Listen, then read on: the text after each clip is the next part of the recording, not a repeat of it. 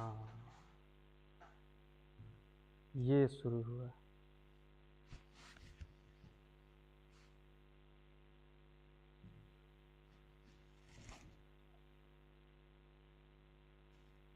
Viewers को join हो जाने दीजिए। 2-3 आदमी अभी आप लोग ज्वाइन हुए हैं, और लोग को ज्वाइन हो जाने दीजिए। Good evening Sandeep, good evening Nisha. देखो, इस चैनल को हम लोग को बनाने का मुख्य जो क्लासरूम में तो हम लोग पढ़ते ही हैं कंप्यूटर के बारे में। इस चैनल को बनाने का मुख्य उद्देश्य था कि हम लोग कंप्यूटेशन से संबंधित चीजों के बारे में, जो क्वेश्चन वगैरह हम लोग को देखने को मिलता है, उससे संबंधित चीजों को हम लोग को यहाँ पे देखें। और उसके लिए ही हम लोग ये चैनल पे आज से लाइव आ रहे हैं। और ये लाइव आने का काम जो है अब रेगुलर जारी रहेगा। प्रयास मेरा रहेगा कि मैं हर एक आपको सोमवार, बुधवार और शुक्रवार को लाइव रहूं 8 बजे से।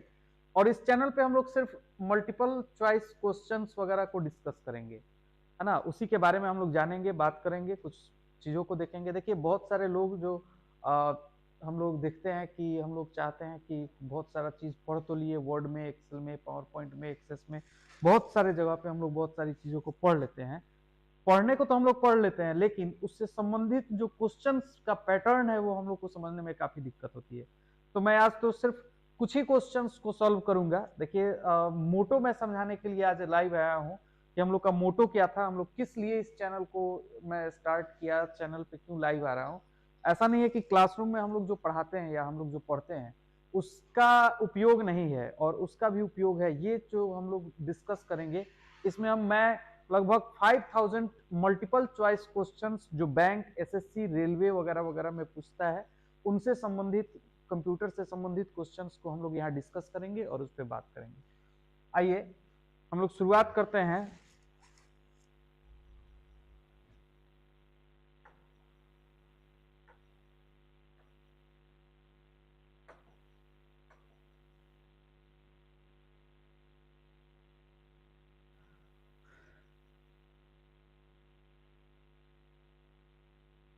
अपने पहले क्वेश्चन पे आते हैं हम लोग। पढ़े होंगे आप लोग, समय है आप लोग के पास। बताइए, व्हाट वाज यूनिवैक? यूनिवैक क्या था? क्वेश्चन है, व्हाट वाज यूनिवैक? यूनिवैक क्या था? 4 ऑप्शन दिए गए हैं, ए, बी, सी और D. A computer, A super computer, a software program और ए कंप्यूटर मैन्युफैक्चरर। बताना है कि यूनिवैक क्या था। आपको एक कंप्यूटर था, एक सुपर कंप्यूटर था, एक सॉफ्टवेयर प्रोग्राम था, या एक कंप्यूटर मैन्युफैक्चरर था? बताइए। पढ़े हुए हैं आप लोग को पढ़ाया गया है। बहुत ही इंपॉर्टेंट क्वेश्चन है, बहुत बार कंपटीशन में पूछता है। देखिए, ऐसे कंफ्यूजन वाले क्वेश्चन, जैसे इसमें 2 क्वेश्चन, 2 ऑप्शंस मैं गेस कर दे रहा हूं आप लोगों के लिए, ए और बी। ये दोनों बहुत ही आपको हर जगह पे लगभग मिल जाएगा, और इसमें बच्चे कंफ्यूज हो जाते हैं। कुछ लोग मारता है ए कंप्यूटर, कुछ लोग मारेगा ए सुपर कंप्यूटर, और कुछ लोग सॉफ्टवेयर प्रोग्राम भी मार देगा। तो बताइए आप लोग।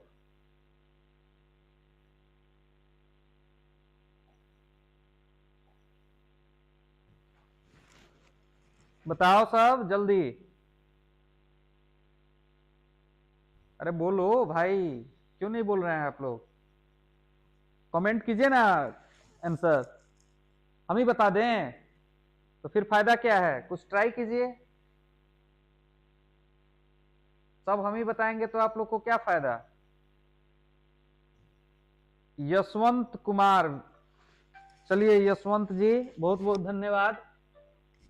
बताया, आपने बताया कि आप एक कंप्यूटर, ठीक है, यही ऑप्शन सही है, एक कंप्यूटर। एक कंप्यूटर जो है, इसका सही आंसर है। हम लोग देखते हैं कि कंप्यूटर जो है वह यूनिवैक एक क्या था? कंप्यूटर था।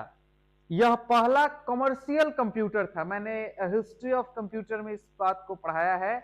यूनिवैक जो था वह एक कमर्शियल कंप्यूटर था। आइए इसके बारे में थोड़ा सा।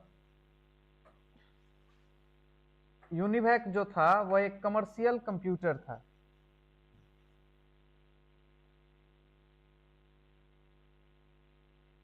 देखिए, सॉल्यूशन इसका लिख दिया हूं मैं। यूनिवर्सल ऑटोमेटिक कंप्यूटर, यूनिवैक का फुल फॉर्म क्या है? Universal automatic computer. एक और मैंने पढ़ाया था इनैक, याद होगा आपका, कौन कौन इसको खोजे हुए थे? इससे संबंधित देखिए एमसीक्यू में ऐसे ही हम लोग पढ़ेंगे, कुछ उससे रिलेटेड क्वेश्चंस को भी पढ़ेंगे। जैसे अब हमने पढ़ लिया कि यूनिवैक क्या है, कंप्यूटर है, किसने बनाया ये भी जानना जरूरी है, कब बना ये भी जानना जरूरी है, ये आपका काम है। और इस पे प्रैक्टिस करेंगे ना तो ज्यादा फास्ट में आप किसी भी चीज को लर्न कर पाएंगे, है ना। तो हम लोग शुरुआत करते हैं, समझते हैं कि यूनिवैक क्या है। तो यूनिवैक का फुल फॉर्म है universal automatic computer, was invented in 1940s। कब इन्वेंट किया गया था? 1940 के आसपास। That led to the first commercial successful computer। यह पहला हमारा कमर्शियल कंप्यूटर बना था। और यूनिवैक जो है यह पहला कमर्शियल कंप्यूटर, अगर इसमें ऑप्शन दिया रहता तो हम कमर्शियल कंप्यूटर भी ऑप्शन मार सकते थे, कमर्शियल कंप्यूटर हमारा सही ऑप्शन होता। ठीक है, सुपर कंप्यूटर ऑप्शन सही नहीं है। सही ऑप्शन क्या है जी? सही ऑप्शन है आपका एक कंप्यूटर। कंप्यूटर सही ऑप्शन है आपका। कंप्यूटर जो है यूनिवैक जो था एक कंप्यूटर था, not a super computer. Super computer गलत आंसर है, सॉफ्टवेयर प्रोग्राम गलत आंसर है, एक कंप्यूटर मैन्युफैक्चरर गलत आंसर है। याद रहेगा? चलिए आगे बढ़ा जाए, अगला स्लाइड आइए।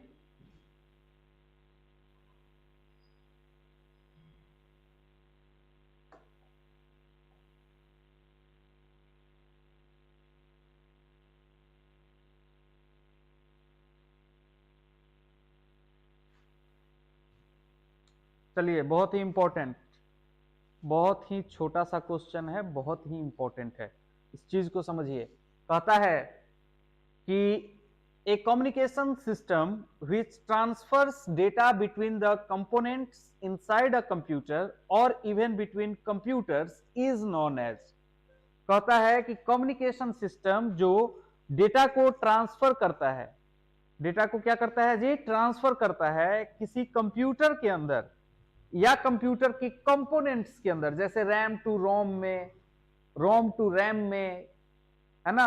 ये जो डेटा ट्रांसफर होता है, आप लोग पढ़े हुए हैं कि जब आप लोग को इस चीज को समझाया गया है कि कोई भी डेटा परमानेंटली सेव होती है रोम के अंदर। जब आप उसको क्लिक करते हैं तो वो,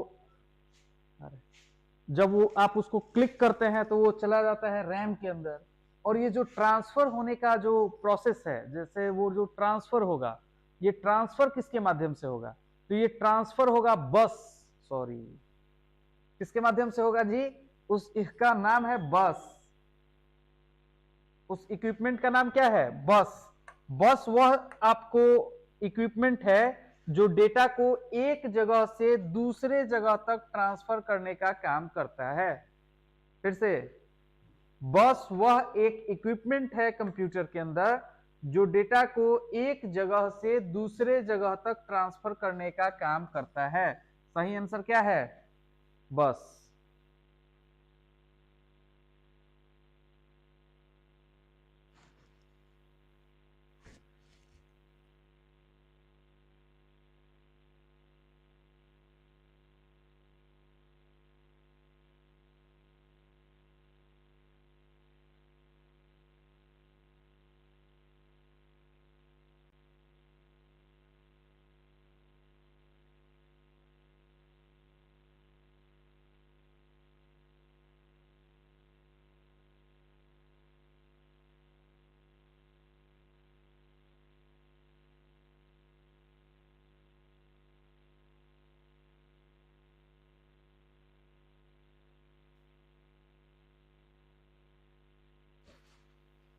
हाँ शक्ति जी बोलिए, हेलो बोलिए। यशवंत कुमार लाइव नहीं है क्या अभी? यशवंत जी कुछ बोल नहीं रहे हैं।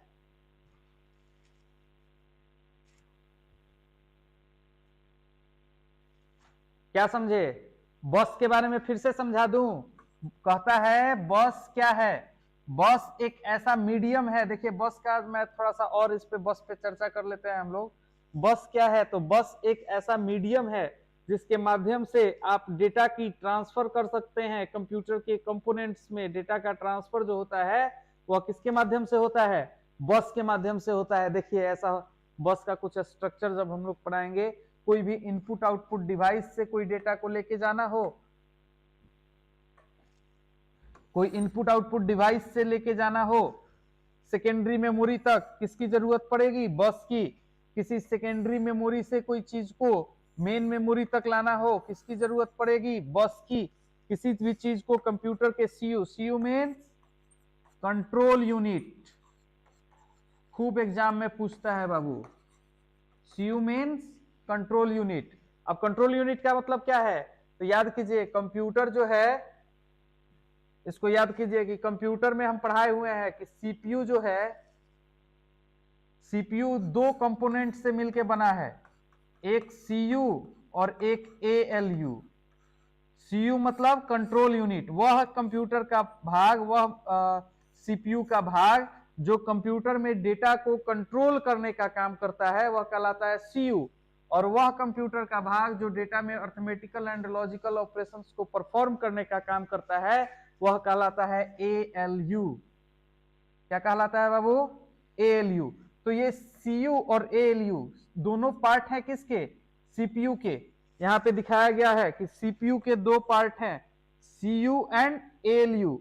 ये दोनों पार्ट, सीयू कंट्रोल करने का काम करता है, डेटा को प्रोसेस करने में, जो किस डेटा को कब प्रोसेस करना है, कब इंफॉर्मेशंस को प्रोसेस करना है, यह सब काम किसका है? सीयू का है। और अर्थमेटिकल लॉजिकल वर्क, जोड़ घटाव गुणा भाग का जितना भी काम होता है वह कंप्यूटर का एएलयू पार्ट करता है, अर्थमेटिकल लॉजिकल यूनिट। और इन्हीं दोनों पार्ट्स को मिलाकर के हम लोग क्या बोलते हैं? सीपीयू। मैंने शायद पिक्चर भी क्लासरूम में दिखाया हुआ है कि सीपीयू कैसा होता है। तो ये जो डेटा का ट्रांसफर है एक कंपोनेंट से दूसरे कंपोनेंट तक और फिर दूसरे कंपोनेंट से दूसरे कंपोनेंट तक, यह सब कराने के लिए किसकी रिस्पॉन्सिबिलिटी होती है? कंप्यूटर बस की। कंप्यूटर बस एक डिवाइस होता है, एक मीडियम होता है, जिसके माध्यम से डेटा कंप्यूटर के एक पार्ट से दूसरे पार्ट तक क्या होती है? ट्रांसफर होती है।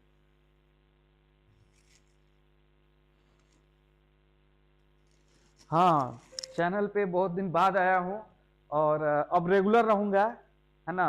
और हम लोग रेगुलर ही इस पे अब क्लास चलाएंगे। मेरा प्रयास रहेगा कि हम लोग रेगुलर इस पे पढ़ें। और इस पे मुख्य रूप से हम लोग देखिए कंप्यूटर के बारे में कम, और हम लोग मुख्य रूप से पढ़ाई करने का जो हम लोग का काम है वो हम लोग का है कि हम लोग इसमें, हम लोग का मुख्य इसका उद्देश्य है कि हम लोग इसमें आपको जनरल कंपटीशन से संबंधित चीजों को हम दिखा सके, पढ़ा सके आप लोगों को, ताकि आने वाले एग्जाम्स में आप लोगों को कुछ मदद हो और उसमें आप लोग पढ़ सके, अच्छे से क्वेश्चंस को सॉल्व कर पाए। और मैं श्योर हूं कि अगर आप लोग अभी जैसे बेल्ट्रॉन की बहाली आती है, नाम आपने सुना होगा बेल्ट्रॉन का। देखिए बेल्ट्रॉन वगैरह की बहाली आती है, देखिए बेल्ट्रॉन की बहाली आती है, ये सबसे आसान जॉब है। बिहार सरकार का बहाली है बेल्ट्रॉन का। 100 MCQ क्वेश्चंस पूछे जाते हैं कंप्यूटर से। 100 MCQ क्वेश्चंस होते हैं कंप्यूटर बेस्ड, सिर्फ कंप्यूटर पे, कंप्यूटर से रिलेटेड क्वेश्चंस होते हैं, कंप्यूटर बेस्ड क्वेश्चन। और अगर आप ये निकाल लेते हैं एग्जाम, तो आपकी एक छोटी सी टाइपिंग की टेस्ट होती है जो बहुत ही आसान होता है, और उसके बाद आपके जिले में, आपके घर के पास आपकी पोस्टिंग हो जाती है, जो एक और बेल्ट्रॉन का सबसे बेनिफिशियल पार्ट है। और आपकी मंथली जो सैलरी होती है 17,000 से लेकर के 27,000 के बीच में होती है। ये बहुत ही एक अच्छा जॉब है मेरे हिसाब से। और ये आप किसी, आपका जो जॉब होगा वो किसी न किसी आपके पास के ब्लॉक में, या फिर आपको नज़दीकी कोर्ट में, है ना, या आपको किसी भी जगह पे जहाँ पे गवर्नमेंट को रिक्वायर्ड होगा, किसी हॉस्पिटल में, है ना, जितने भी कंप्यूटर ऑपरेटर होते हैं वो सारे लोग बेल्ट्रॉन से जाते हैं। और इस तरह का जॉब आपको मिल जाएगा बड़ी आसानी के साथ। दूसरा, जो अगर आप बैंक की तैयारी कर रहे हैं, तो देखिए बैंक में भी सिलेबस जो है आपको शायद पता हो, पीटी का अगर आप एग्जाम दे रहे हैं तो उसमें तो आपको सिर्फ मैथ और रीजनिंग होता है। लेकिन अगर आप मेंस दे रहे हैं तो आपको उसमें 20 नंबर का 20 मार्क्स का कंप्यूटर होता है, जो अपने आप में एक बहुत ही अच्छा बात है। आप देखिए, आप 20 नंबर के कंप्यूटर में कम से कम अगर आपकी अच्छी तैयारी हो तो इजिली 16 से लेकर के 18 नंबर तक ला सकते हैं, और लाते हैं लोग। क्योंकि कंप्यूटर में गलती होने की संभावना, अगर चीजें याद है तो आपको बहुत ही आसान कम है। अगर आपको याद है तो आपको गलती होने या चीजों को आप समझते हैं तो आपसे गलती होने की संभावना बहुत कम है। तो ये चीजें हैं कि आप बैंक वगैरह के एग्जाम में दे सकते हैं, आप एसएससी के एग्जाम में भी। देखिए एसएससी में भी अब अगर आप क्वेश्चन सेट वगैरह प्रैक्टिस करते हैं तो एसएससी में भी जो है आपको कंप्यूटर बेस्ड क्वेश्चंस पूछे जा रहे हैं। या आप किसी भी तरह का अगर क्लर्कियल एग्जाम देते हैं, क्लर्क लेवल का एग्जाम दे रहे हैं, क्लर्क लेवल का एग्जाम कोई दे रहे हैं, तो वहां पर भी आपके जो क्वेश्चंस हैं वो 22 मार्क्स के अप्रॉक्स जो क्वेश्चंस हैं, या 20% ऐसे बोल सकते हैं हम लोग कि 20% जो क्वेश्चन हैं वो आपको कंप्यूटर से आजकल आ रहे हैं। तो कंप्यूटर बहुत इंपॉर्टेंट हो गया है, और इसीलिए को ध्यान में रखते हुए इस चैनल पे हम लोग कंप्यूटर फॉर कंपटीशन नाम से जो चैनल हम लोग जो ये प्लेलिस्ट बनाए हैं, इसमें आपको यह देखने को मिलेगा। तो आज का लाइव हम यहीं रहने देते हैं, नेक्स्ट क्लास में फिर हम लोग आगे क्वेश्चंस के साथ मिलेंगे, है ना। आज रहने देते हैं, चैनल को आप लोग थोड़ा सब्सक्राइब वगैरह बढ़ाइए, और लाइव रहिए, आप लोग आइएगा तब तो पता लगेगा ना। और आप लोग जुड़िएगा, जितना ज़्यादा आप लोग का क्वांटिटी में आप लोग जुड़िएगा उतना ही ज़्यादा हम लोग को भी थोड़ा सा मोटिवेट होंगे हम क्लास कराने के लिए, है ना। तो आप लोग के सहयोग से ही चलेगा, थोड़ा सा आप लोग भी सपोर्ट कीजिए आसपास में। और इस पे हम 2000 से ज़्यादा अभी एमसीक्यू कराने वाले हैं विथ एक्सप्लेनेशन। जैसे अभी मैं एक्सप्लेन कर रहा था, ऐसे एक्सप्लेन करके मोर देन 2000 क्वेश्चंस को मैं सॉल्व कराऊंगा, जो सिर्फ और सिर्फ कंप्यूटर से संबंधित होंगे, है ना। बहुत बहुत धन्यवाद। कल फिर मिलेंगे हम लोग रात्रि 8 बजे अपने ही यूट्यूब चैनल इन्फोटेक कंप्यूटर पे। बहुत बहुत धन्यवाद।